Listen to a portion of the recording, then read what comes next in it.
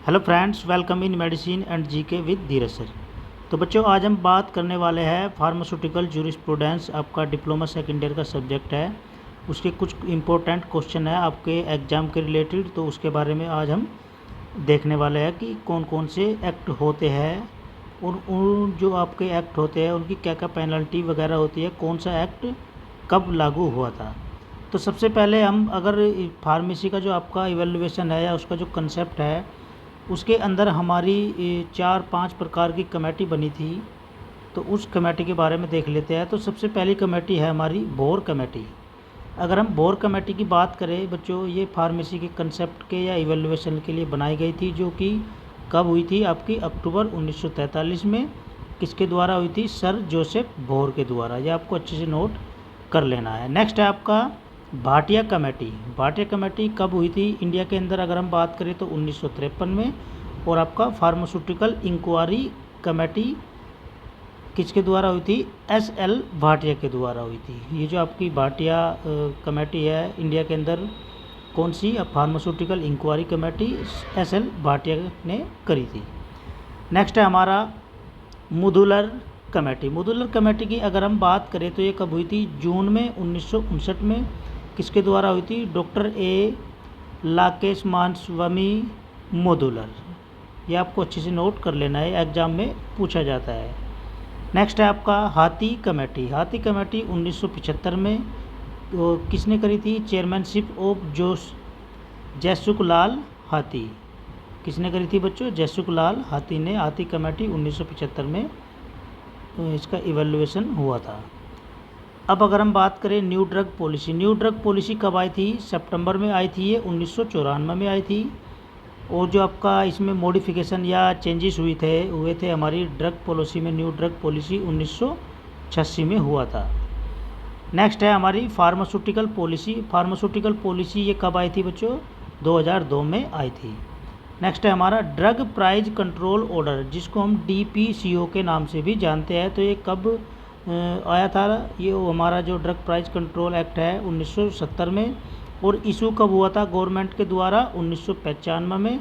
कौन से सेक्शन के अंडर में आता है? 3 सेक्शन के अंडर में आता है। नेक्स्ट है हमारा modern drug research in India started in 1920। अगर हम ड्रग रिसर्च की बात करें मॉडर्न की इंडिया के अंदर, तो कब स्टार्ट हुआ था? 1920 में स्टार्ट हुआ था। नेक्स्ट है हमारा first pharmacy class started in December 1860 at the Madras medical college in pharmacy education in India.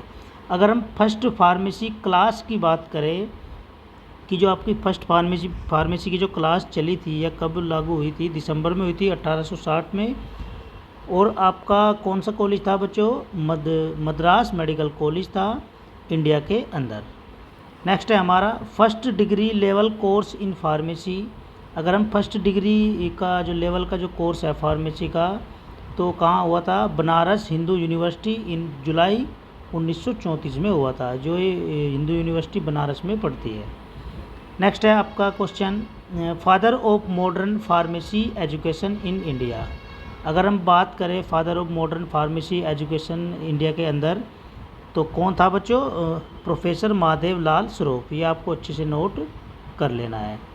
M farm की अगर हम बात करें तो एम फार्मा कब हुआ था? 1940 में लागू हुआ था। नेक्स्ट है हमारा D form, B form, M form approve किसके द्वारा होता है? ये हमारा AICT के द्वारा होता है।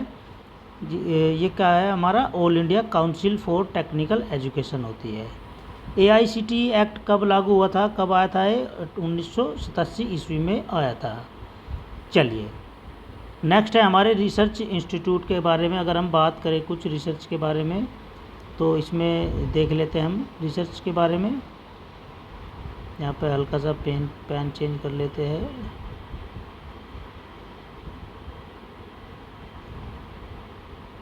चलिए, तो नेशनल आपका जो रिसर्च इंस्टीट्यूट है बच्चों, तो हमारा फर्स्ट है national institute of pharmaceutical education and research, NIPER, जो कि नाइपर के नाम से जाना जाता है। कहाँ पे पड़ता है? हमारा मोहाली सासनगर इन पंजाब इंडिया में। इंडिया के अंदर पंजाब है हमारा, पंजाब में सासनगर है जो मोहाली नाइपर के नाम से जाना जाता है। वहाँ पे हमारा क्या है, national institute of pharmaceutical education और रिसर्च सेंटर है, जहाँ से एम फार्मा या रिसर्च की जाती है। नेक्स्ट है, अब बात करें फार्मेसी एक्ट की, तो फार्मेसी एक्ट कब आया था, 1948 में आया था। अब अगर हम इसमें मेंबर की बात करें बच्चों, तो इसमें तीन प्रकार के मेंबर्स होते हैं हमारे। फर्स्ट है आपका इलेक्टेड मेंबर, जिसमें 6 मेंबर काम करते हैं। नॉमिनेट मेंबर सेकंड, इसमें भी हमारे 6 मेंबर ही काम करते हैं। नेक्स्ट है हमारा एक्स ऑफिशियो मेंबर्स भी इसके अंदर आते हैं। चलिए नेक्स्ट एक्ट है हमारा the drug and cosmetic act. तो ये कब लागू हुआ था, 1940 में, और रूल कब फॉलो हुए थे इसके, 1945 में। ये बहुत बार पूछा जाता है, तो इसको आप नोट करते रहना अच्छे से। चलिए नेक्स्ट है हमारा आयुर्वेदिक, सिद्धा और यूनानी ड्रग। ये कब लागू हुआ था बच्चों, 10 अप्रैल 1940। ड्रग एंड कॉस्मेटिक एक्ट भी आपका 1940 में ही आया था। नेक्स्ट है आपका schedule of the drug and cosmetic act 1940। तो इसमें अगर हम बात करें तो 2 शेड्यूल आते हैं इसके अंदर हमारा। फर्स्ट शेड्यूल में क्या हुआ था, name of the books under Ayurvedic सिद्धा सिस्टम। जो हमारा आयुर्वेदिक सिस्टम है या सिद्धा सिस्टम है, उसकी बुकों के नाम आए थे फर्स्ट शेड्यूल में।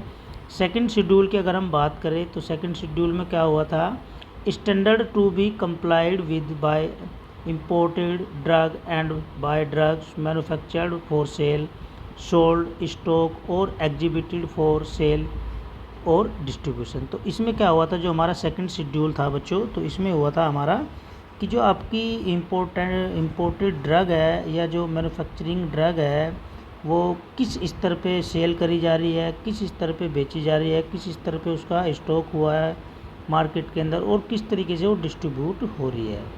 तो वो सेकंड शेड्यूल में आया था। नेक्स्ट बात करें हम अब शेड्यूल ए की अगर हम बात करें, शेड्यूल बहुत बार एग्ज़ाम में पूछे जाते हैं। सारे शेड्यूल इम्पोर्टेंट है आपके एग्ज़ाम के लिए या एग्ज़ाम के रिलेटेड।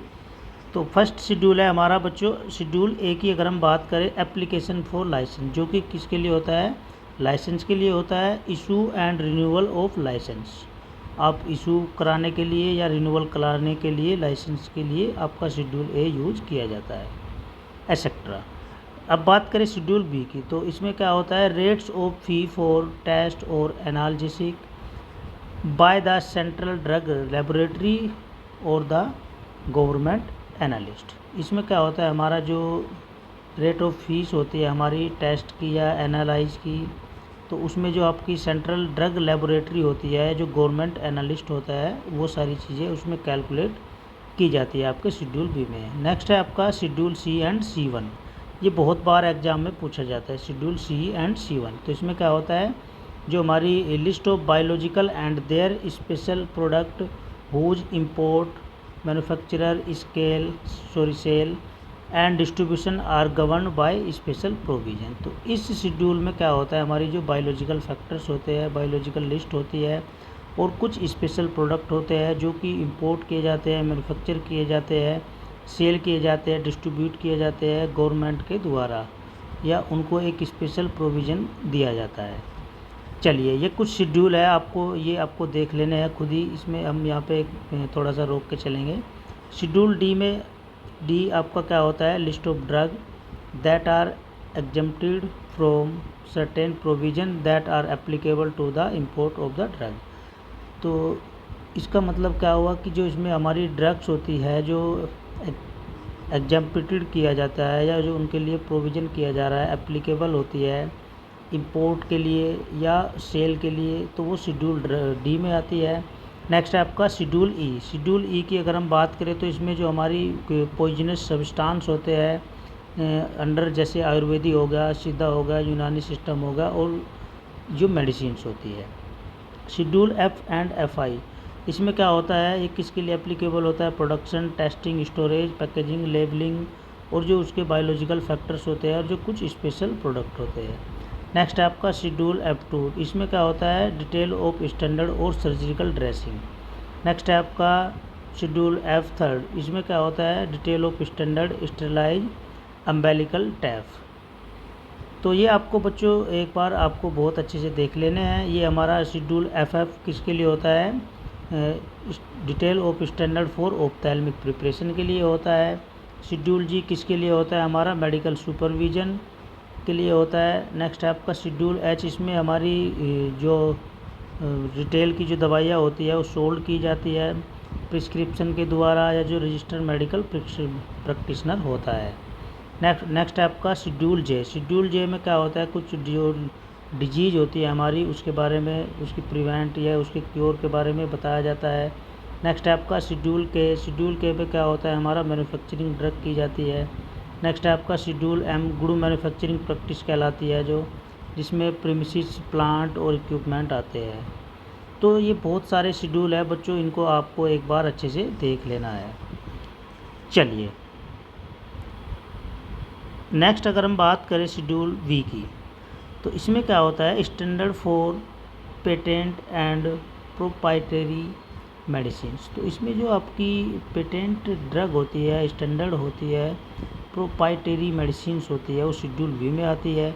शेड्यूल एक्स की बात करें तो हमें इसमें क्या होता है, ड्रग हुज इंपोर्ट मैन्युफैक्चर, जो ड्रग इंपोर्ट करी जा रही है, मैन्युफैक्चरिंग की जा रही है, सेल करी जा रही है, लेबलिंग की जा रही है और उनकी पैकेजिंग की जा रही है गवर्नमेंट के द्वारा या स्पेशल प्रोविज़न के द्वारा, तो वो शेड्यूल एक्स में आती है। नेक्स्ट है आपका शेड्यूल वाई।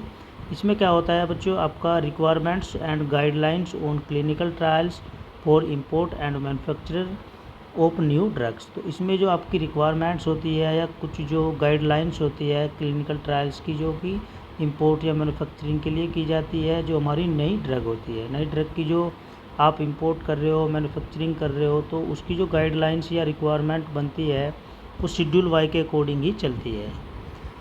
नेक्स्ट है हमारा फॉर्म्स। अगर हम फॉर्म्स की बात करें, लाइसेंस, जो आपका लाइसेंस होता है, रजिस्ट्रेशन भी बोलते हैं जिसको, तो रिटेल सेल के लिए फॉर्म 20 आता है। एग्ज़ाम में इस प्रकार का क्वेश्चन बहुत बार पूछा जाता है, जो आपका फार्मासिस्ट का एग्ज़ाम आता है। तो form 20 for drug and those species in schedule C, C1 and X. Next है आपका फॉर्म 21। इसमें क्या होता है, drug species in schedule C and C1 और एक्सक्लूडिंग, इसमें आपका जो एक्स है वो भी एक्सक्लूडिंग किया गया है, वो भी जोड़ा गया है शेड्यूल 21 में। नेक्स्ट है आपका form 20F for drug specified in schedule x. Next है अगर हम बात करें होलसेल की, तो होलसेल में फॉर्म 20B, ये भी बहुत बार एग्ज़ाम में पूछा जाता है कि होलसेल के लिए कौन सा फॉर्म नंबर यूज करेंगे, तो 20B, जो कि कौन से शेड्यूल में आता है, schedule C, C1 and x.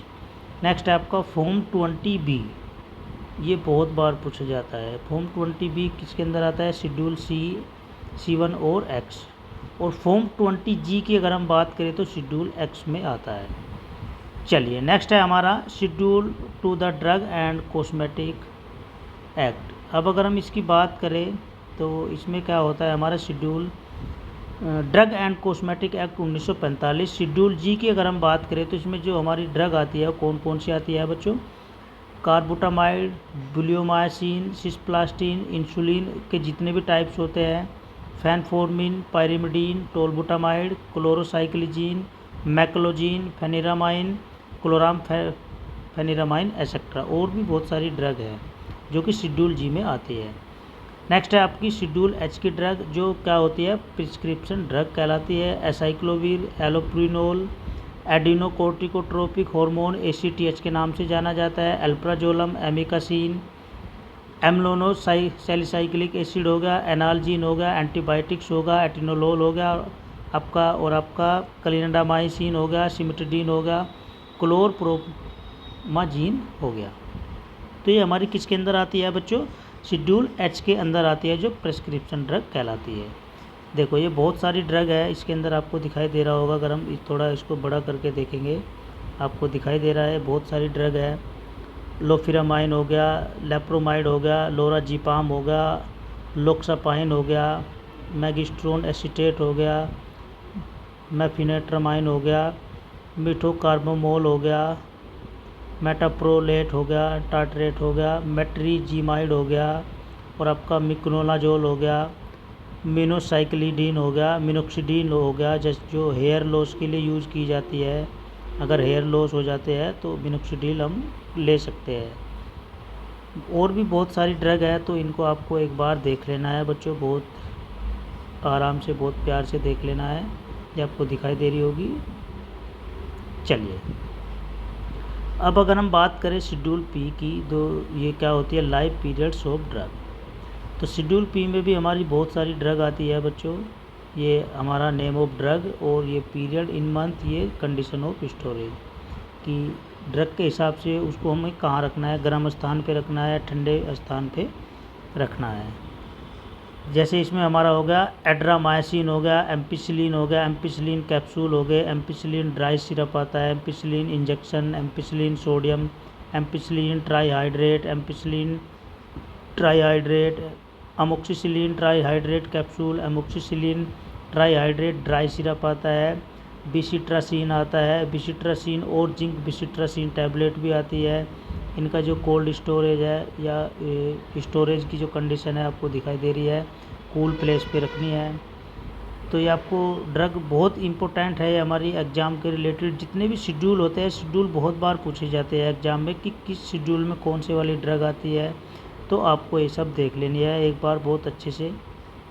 चलिए, नेक्स्ट है आपका शेड्यूल एक्स। अगर हम शेड्यूल एक्स की बात करें तो इसमें हमारी ये ड्रग आती है बच्चों, कौन कौन सी, एमोबार्बिटल आता है, एम्फेटामाइन आता है, बार्बिटल आता है, साइक्लोबार्बिटल आता है, डेक्साफेटामाइन आता है, इथाक्लोरविनोल आता है, ग्लूटामाइड आता है, मैप्रोबामेट आता है, मेथाम्फेटामाइन आता है, मेथाक्वालोन आता है, मिथाइल फेनिडेट आता है, मिथाइल फिनोबार्बिटल आता है, फिनोबार्बिटल आता है, फिनोसाइक्लिडीन आता है, और फिनोमेट्राजीन आता है, और स्कोपोबार्बिटल आता है। ये हमारी शेड्यूल एक्स के अंदर ड्रग आती है। चलिए, नेक्स्ट बात करें, next act medicinal and toilet preparation act कब आया था बच्चों, जिसको हम एक्साइज ड्यूटी के नाम से भी जानते हैं, 1955 में आया था। ये आपको बहुत अच्छे से नोट कर लेना है। नेक्स्ट है आपका the narcotic drug and psychotropic substance act 1985, और इसके रूल कब फॉलो हुए थे, 14 नवंबर 1985। चलिए, इसमें जो अगर हम बात करें, नारकोटिक नशीली दवाइयाँ होती है जो साइकोट्रोपिक सब्सटेंस भी कहलाते हैं, जैसे आपका कैनबिस हो गया, हैम्प भांग बोलते हैं जिसको, चरस हो गया, गांजा हो गया, कोका हो गया, कोकीन हो गया, और आपका ओपियम अफीम वगैरह हो गया। ये सारी हमारी किसके अंदर ड्रग आती है, हमारी नशीली या नारकोटिक ड्रग के अंदर आती है। अगर पेनल्टी की अगर हम बात करें, अगर आप इसकी विदाउट गवर्नमेंट परमिशन के आप खेती कर रहे हो या इनको उगा रहे हो, या आप पकड़े जाते हो, तो उस कंडीशन में आपको 1 लाख रुपए का तो आपको जुर्माना भरना पड़ेगा, और 5 साल की आपको जेल होगी। ये आपको दिखाई दे रहा है। अगर नारकोटिक ड्रग की हम बात करें, तो इसमें हमारा जो नारकोटिक सब्सटेंस या साइकोट्रोपिक सब्सटेंस एक्ट था 1985 में आया था। इसमें हमारी ये इंटरनेशनल नॉन प्रायोरिटी नेम है, तो ये आपको एक बार बहुत अच्छे से देख लेना है बच्चों। ये आपको दिखाई दे रहा है। चलिए, एक बार और देख लेते हैं हल्का सा। चलिए, नेक्स्ट है आपका ड्रग प्राइस कंट्रोल ऑर्डर। ये कब लागू हुआ था, 1995 में हुआ था। इसमें क्या होता, कैलकुलेशन, अगर हम कैलकुलेशन की बात करें रिटेल प्राइस की फॉर्मूलेशन की, तो ये फॉर्मूला देख लेते हैं। आरपी इसका इल्टू क्या होता है हमारा, MC plus CC plus PM plus PC multiply 1 plus MAP upon 100 plus ED. अब आरपी का मतलब क्या होता है बच्चों, रिटेल प्राइस होता है। एमसी का मतलब क्या होता है, मटेरियल कॉस्ट होता है। सीसी का मतलब कन्वर्जन कॉस्ट होता है। एमपी का मतलब हमारा cost of the packaging material होता है। पीसी की अगर हम बात करें तो पैकेजिंग चार्ज होता है। MAPE की बात करें तो maximum allowable post manufacturing expenses होता है। और ईडी की अगर हम बात करें तो एक्साइज ड्यूटी होती है। तो ये फॉर्मूला आपको बहुत अच्छे से याद कर लेना है, एग्जाम में बहुत बार पूछ लिया जाता है। नेक्स्ट है आई एक्ट आपका द पॉइजन एक्ट 1919। जो आपका पॉइजन एक्ट था 1919 में लागू हुआ था, 3 सितंबर 1919 में। ये क्या हुआ था इसमें, control the import possession and scale of poison. इस जो इम्पोर्ट हो रहा था पॉइजन या उसका गलत यूज हो रहा था लार्ज मात्रा में, सेल किया जा रहा था, तो उसको कंट्रोल करने के लिए पॉइजन एक्ट लागू किया था गवर्नमेंट ने 3 सितंबर 1919 में। पेनल्टी की अगर हम बात करें, इसमें आपको 3 महीने की जेल हो सकती है और लगभग 500 रुपये आपको भरना पड़ सकता है। चलिए नेक्स्ट है आपका the drug and magic remedies. इसमें क्या होता है, ऑब्जेक्शनेबल एडवर्टीजमेंट एक्ट। ये कब हुआ था, 1954 में हुआ था। मतलब ये क्या कैसा एक्ट है, जादू टोना। जादू टोना होता है ना बच्चों, जो बाबा लोग होते हैं, मुल्ला मौलवी होते हैं, जो पंडित जी होते हैं, और जादू टोना के चक्कर में लोगों को फंसा रहे हैं। तो उसके लिए गवर्नमेंट ने ये drug and magic remedies act तैयार किया था, 1954 में लागू किया था। चलिए नेक्स्ट है, और ये फाइनली कब लागू हुआ था, 1 अप्रैल 1955 में। नेक्स्ट है आपका medical termination of pregnancy act. ये बहुत बार एग्जाम में पूछा जाता है। 1971 में ये आपका जो मेडिकल टर्मिनेशन ऑफ प्रेगनेंसी का जो केस होता है, तो ये एक्ट 1971 में लागू किया गया था। नेक्स्ट है आपका prevention of cruelty of animal act. जो एनिमल्स होते हैं, उनकी जो निर्दयी लोग होते हैं, उनके ऊपर अत्याचार करते हैं एनिमल्स के ऊपर, तो उसके लिए भी गवर्नमेंट ने एक एक्ट बनाया था, जिसको क्या बोला गया था, prevention of cruelty of animal act 1960 में लागू हुआ था। नेक्स्ट अगर हम बात करें state soap and establishment act and rules, तो इसके 2 रूल्स थे। इसमें हमारा अडल्ट, अगर हम जो स्टेट के अंदर जो सोप्स वगैरह होती है, जो खोली जाती है सोप, जिनका टेंडर के हिसाब से भी छूटती है कुछ सोप, या जो उनका एस्टेब्लिशमेंट एक्ट हुआ था, या रूल्स जो उनका आए थे, तो उसके लिए रूल्स गवर्नमेंट ने रखा था कि जो अडल्ट की उसमें एज होगी वो कंप्लीट 18 साल होनी चाहिए, तब जाके वो दुकान खोल सकता है, दुकान पे बैठ सकता है। दूसरा क्या था, चाइल्ड की अगर हम एज की बात करें, तो उसमें लगभग कंप्लीट 12 साल का वो बच्चा होना चाहिए, तब जाके वो दुकान ओपन कर सकता है, चला सकता है। तो उसके लिए भी रूल्स बनाए थे।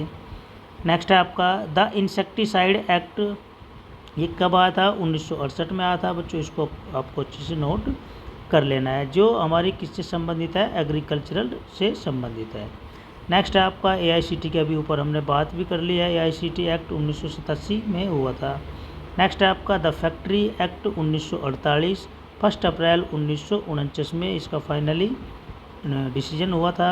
अडल्ट की इसमें अगर हम एज की बात करें, तो जो हमारे 18 साल के लोग हैं, 18 साल के लोग काम कर सकते हैं।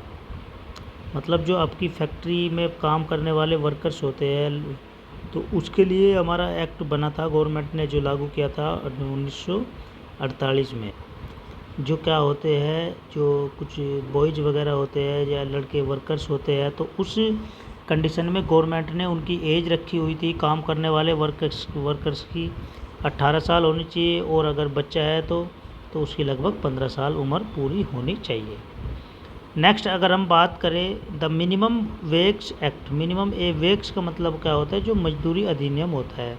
न्यूनतम मजदूरी अधिनियम कब लागू हुआ था बच्चों, 1948 में। नेक्स्ट अगर हम बात करें the patent act. Patent act कब लागू हुआ था, 1970 में, 19वीं सेंचुरी में। ये किसके लिए हुआ था, field of art, process, method of manufacturer, machinery, apparatus and other substance. Next है आपका Indian patent and design act 1911 में लागू हुआ था। तो आज आपको बहुत अच्छा लगा होगा बच्चों। ये हमारा चैनल है medicine and GK with Dheeraj sir, तो बने रहना हमारे साथ। इसी के साथ आपका जो हमारे एक्ट थे, जूरीस के जितने भी हमारे एक्ट थे, हमने सारे एक्टों के बारे में डिस्कस किया है बहुत अच्छे से, कि कौन सा एक्ट कब लागू हुआ था और क्यों हुआ था, उसके बारे में भी हमने जान लिया। तो कोई भी एक्ट बनाया गया है गवर्नमेंट के द्वारा, वो किसी चीज़ की रोकथाम करने के लिए ही बनाया जाता है बच्चों। ठीक है, चलिए फिर मिलते हैं नेक्स्ट लेक्चर में नेक्स्ट वीडियो के साथ। All the best, tata bye bye.